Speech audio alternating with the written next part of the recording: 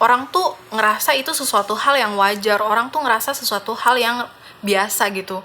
Padahal enggak, ini adalah suatu permasalahan yang serius tentang stigma mental health. Jangan pernah menggampangkan korban yang mengalami mental disorder.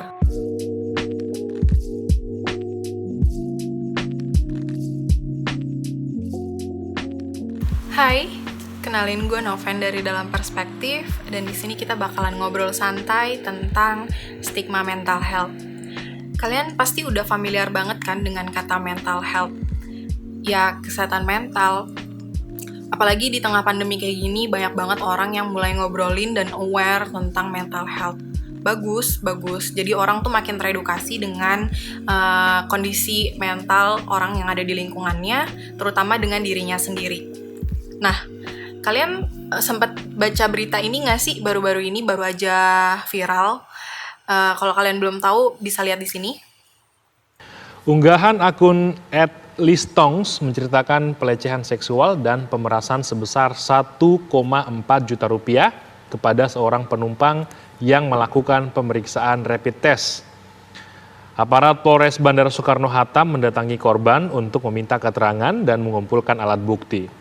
Pihak Angkasa Pura II dan Kimia Farma Diagnostik selaku penyedia layanan rapid test di bandara pun melakukan rapat koordinasi guna memastikan kejadian tersebut tidak akan terulang kembali.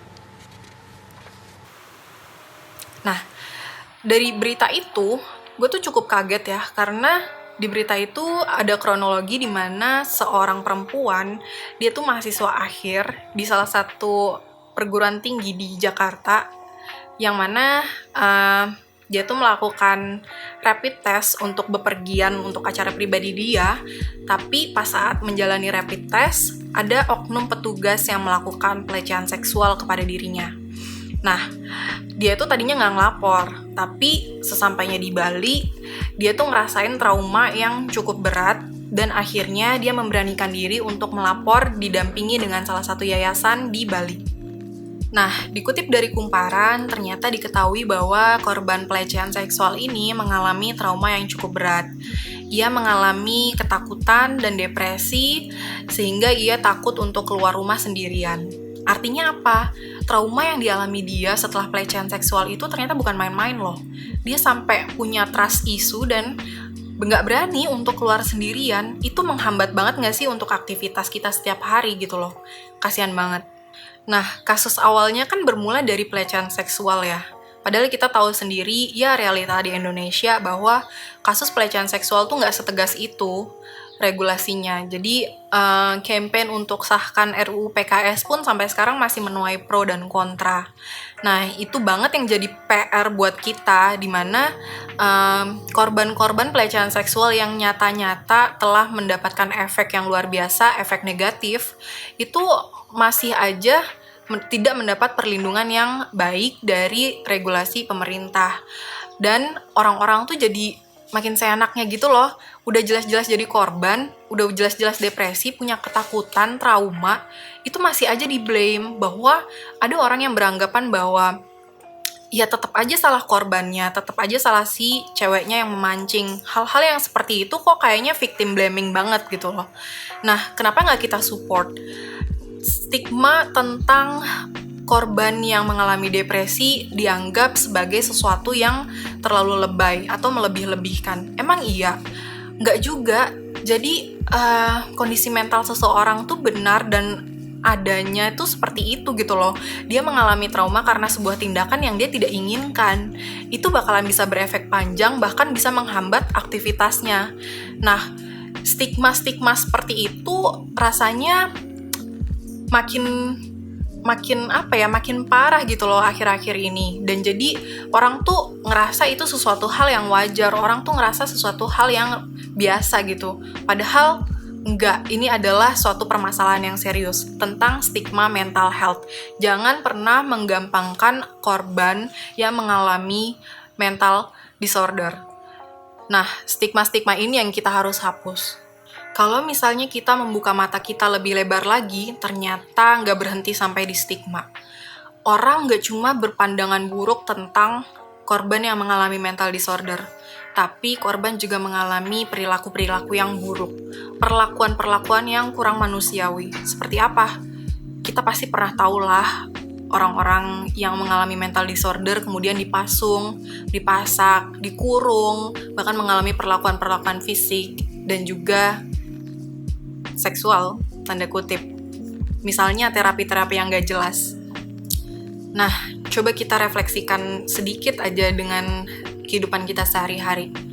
Nggak usah jauh-jauh tentang stigma buruk, bahkan diskriminasi terhadap orang yang mengalami mental disorder.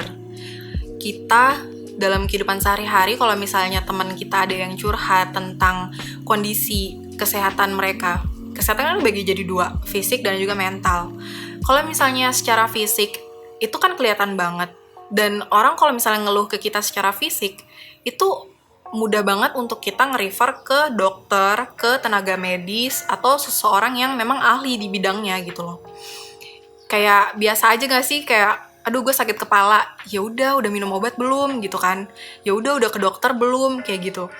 Padahal sesederhana sakit kepala, tapi kalau misalnya kesehatan mental itu kan nggak kelihatan ya. Kayak butuh sebuah asesmen yang jauh lebih dalam, dan itu hanya bisa dilakukan oleh orang-orang yang ahli di bidangnya.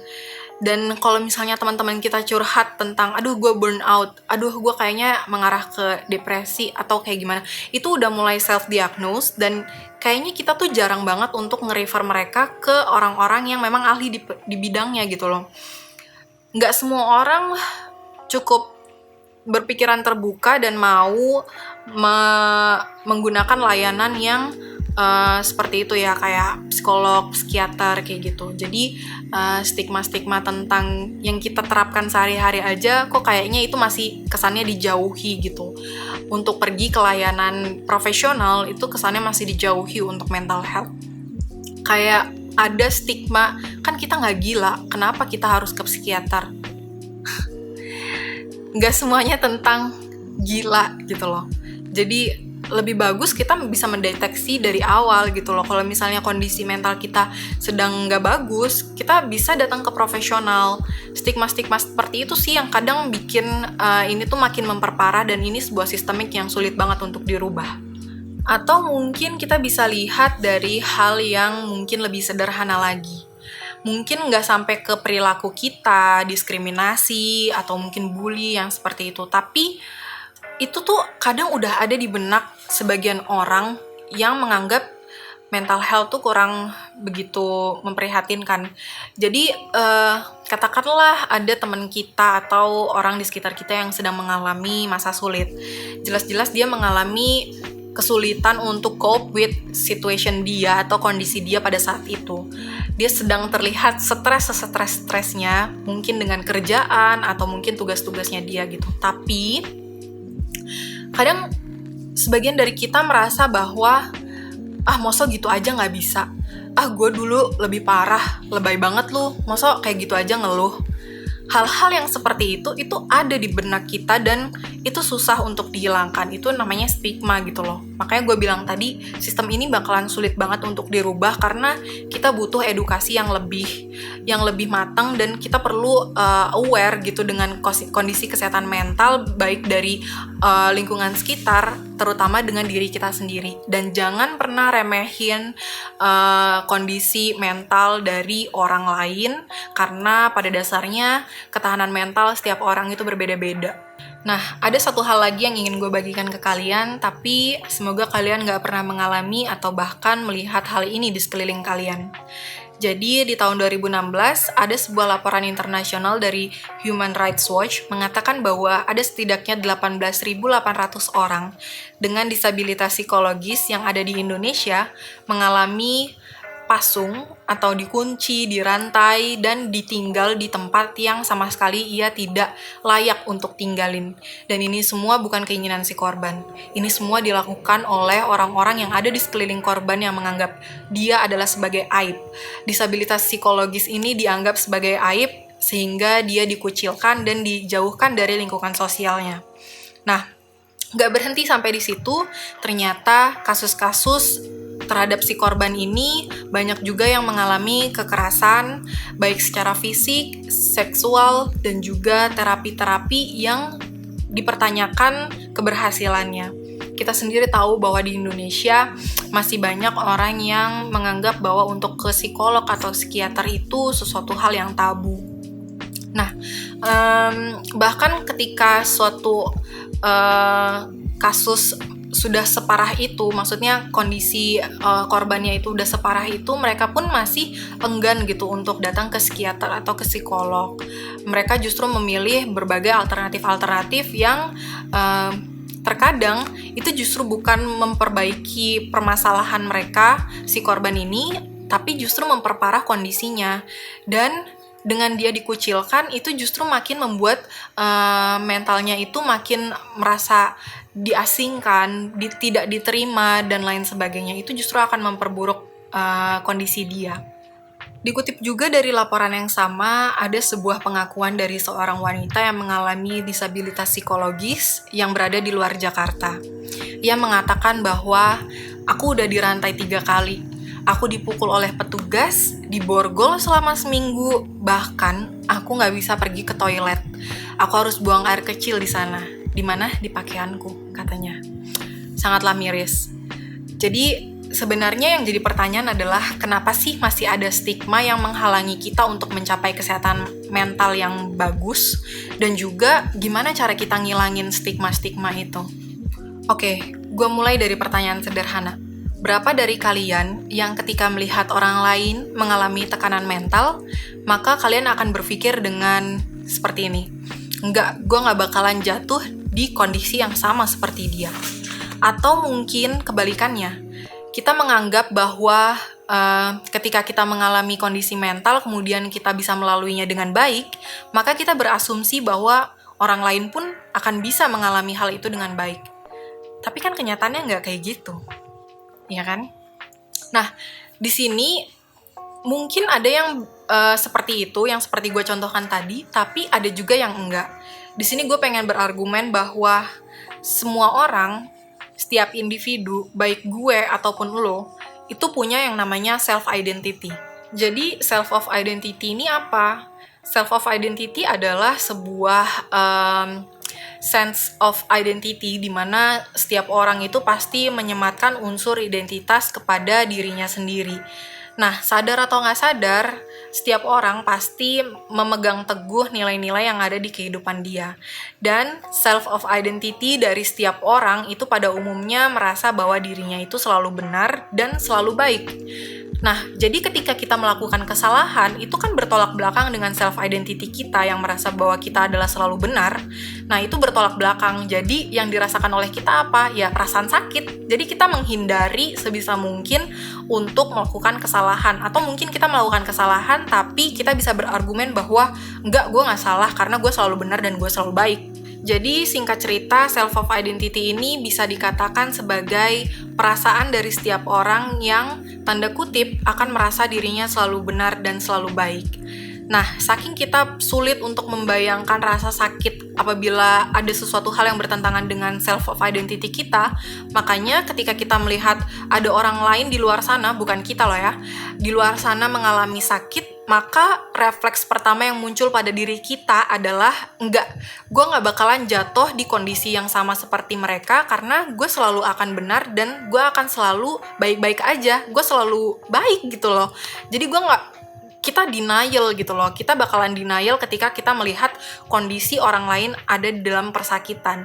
Jadi kita akan merasa bahwa diri kita akan baik-baik aja ke depannya. Nah, hal-hal ini yang membuat sebenarnya sadar nggak sadar ini adalah kunci di mana stigma itu baru mulai. Riset juga mengatakan hal yang serupa, di mana stigma yang terjadi di Indonesia itu karena kurangnya pemahaman tentang kesehatan mental, tentang bagaimana suatu kasus kesehatan mental bisa terjadi di tengah masyarakat. Dan itu pula yang memperparah kita gitu loh. Jadi self of identity ini akan memperparah bahwa ada satu kasus di tengah masyarakat dan self of identity yang merasa bahwa dirinya ini akan selalu baik-baik aja, maka mereka akan merasa kurang empati atau kurang simpati terhadap korban-korban yang mengalami disabilitas secara psikologis. Nah, kurangnya empati itu akan melahirkan pengabaian, sehingga lambat laun akan berubah menjadi sesuatu hal tindakan yang lebih parah, yaitu dikucilkan, bahkan ke tingkatan stigma yang kita alami hingga saat ini gitu. Nah, terus gimana caranya supaya kita bisa menghilangkan stigma-stigma tentang mental health yang udah terlanjur berkembang di masyarakat dan udah jadi kompleks? Nah, menurut gua nggak ada cara yang paling efektif dibandingkan dengan cara mengedukasi. Kita mengedukasi orang-orang yang ada di lingkungan sekitar kita, terutama ke diri kita sendiri, bahwa mental health tuh sepenting itu. Dan bukan cuma kesehatan fisik aja yang perlu dijaga, tapi kesehatan mental juga. Nah, kalau kesehatan fisik kan mudah banget untuk kelihatan, sehingga mudah teridentifikasi kalau misalnya terjadi sesuatu kesalahan. Tapi kalau misalnya kesehatan mental, dengan kita nggak terbuka, dengan kita nggak open up kepada orang lain, dan juga kita menjauhi layanan-layanan profesional seperti psikolog dan juga psikiater, itu akan menjadi tembok yang besar untuk kita bisa mengakses kesehatan mental yang lebih baik lagi gitu loh. Jadi dengan edukasi, gue harap orang semakin mengerti kenapa ada kasus-kasus mental health di tengah masyarakat dan gimana cara meresponnya atau menanganinya, dengan tidak mengucilkan dan tidak menjauhi orang atau korban itu dari lingkungan sosialnya. Justru kita seharusnya memberikan lingkungan yang suportif, yang memberikan solusi kepada si korban ini supaya kondisinya jauh lebih baik ke depannya. Nah, gue yakin banget ini pasti bukan sesuatu hal yang mudah, karena ya ini kan sistemik ya. Maksudnya emang cycle-nya udah kayak gitu, dan susah untuk bisa merubah mindset seseorang. Tapi pelan-pelan dengan edukasi, gue yakin ini pasti bisa banget. Karena kalau dipikir-pikir dulu, orang tuh juga tabu gitu untuk datang ke dokter, untuk mengalami tindakan medis. Itu tuh dulu orang menganggap bahwa itu sebagai sesuatu hal yang tidak wajar atau tabu lah, dan itu dilarang loh dulu karena dianggap sebagai penyihir. Ilmuwan-ilmuwan itu dianggap sebagai penyihir. Tapi lambat laun kan sampai sekarang orang sadar gitu loh akan pentingnya kesehatan fisik dan bisa ditangani dengan ilmu kedokteran yang seperti tadi. Sama halnya dengan kesehatan mental. Gue yakin banget dengan edukasi dan pemahaman yang cukup bagi setiap orang dan menyeluruh di berbagai wilayah, pasti dengan serentak kita bisa menangani kasus-kasus mental health tanpa stigma. Dan lambat laun gue berharap kesehatan mental ini semakin dikenal oleh banyak orang, dan orang gak cuma aware dengan kesehatan fisiknya aja, tapi kesehatan mentalnya juga. Nah, akhir kata, gue berharap si korban yang mengalami pelecehan seksual di Soekarno-Hatta karena menjalani rapid test, kemudian sekarang mengalami ada tekanan secara mental ya, trauma atau ketakutan dan depresi, itu bisa pulih sesegera mungkin. Bukan hanya pulih secara fisik, tapi juga secara mental, artinya benar-benar ditangani secara serius. Dan kabar terakhir yang gue baca adalah korban ini udah melaporkan kasusnya ke pihak kepolisian, didampingi oleh salah satu yayasan di Bali. Gue berharap pihak kepolisian juga bisa mengusut dengan tuntas dan tidak terjadi lagi kasus-kasus yang serupa. Semoga kesehatan mental ke depannya bisa menjadi lebih menyebar pendidikannya, edukasinya, dan gue mengajak kalian semua untuk menjadi bagian dari edukasi kesehatan mental di Indonesia, untuk Indonesia yang lebih baik. Thank you udah nonton video ini. Mungkin kita bisa ketemu lagi di video-video selanjutnya. Bye-bye.